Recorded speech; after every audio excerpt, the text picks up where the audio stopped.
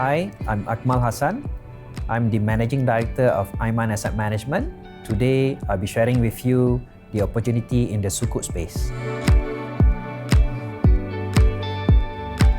To keep it simple, the difference between Sukuk and the conventional bond, let's start with the conventional bond. For the conventional bond, is pretty much the relationship between the lender and the borrower. For the Sukuk side, it has to be in accordance with the Sharia principles, and more often than not, it will be based on the transactions. And when it comes into the transaction based on the Sharia principles, it will more often than not, it will involve the existence of physical asset and also the clarity on the profit sharing part.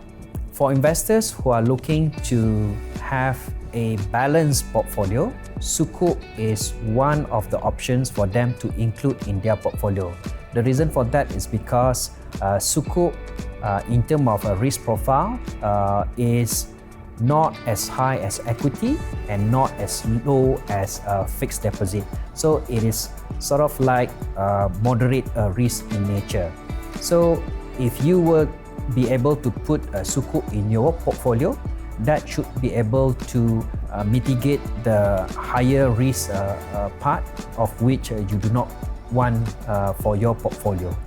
Hi, my name is Shahir Seberi. I'm Senior Associate Director at AIIMAN Asset Management. I'm the portfolio manager covering both domestic and global Sukuk. In terms of investment processes, we typically follow a top-down approach where we first look at the macro level before digging down further into a more detailed analysis on each credit sector and also credit issuer. And at times, we can also follow a bottom-up approach if there is need to do so.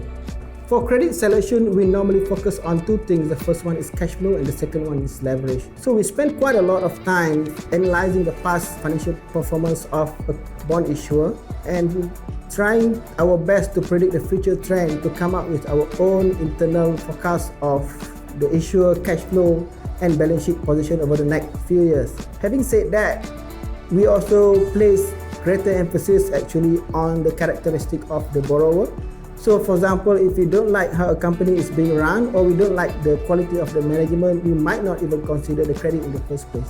AIIMAN has the capabilities to manage the Sukuk investments primarily from two areas. One is the people and the other one is the process.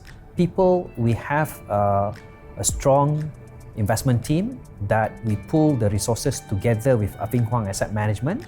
They are a 17 team of investment personnel in the fixed income team, and by pulling the resources together with Affin Hwang Asset Management, we have a wider coverage and also deeper analysis. As fund managers, we are always concerned about the performance of our portfolio. So on day-to-day basis, it's always about checking and monitoring your current strategies to see whether they are still valid in light of the recent development in the market. We are trying to keep abreast of this development by, number one, constantly monitoring the news flow. And second thing is that we frequently engage with other market players such as bankers, traders, fund managers.